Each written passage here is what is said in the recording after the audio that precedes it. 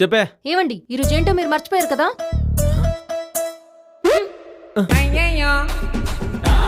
ఏంటబ్బా ఈరోజు యానివర్సరీనా బర్త్డేనా?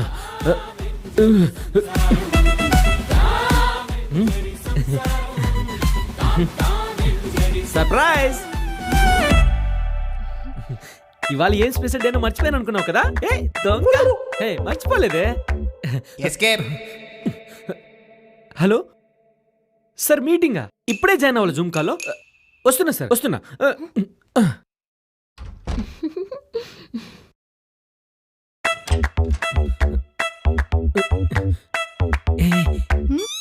ఎలారా ఎలారా.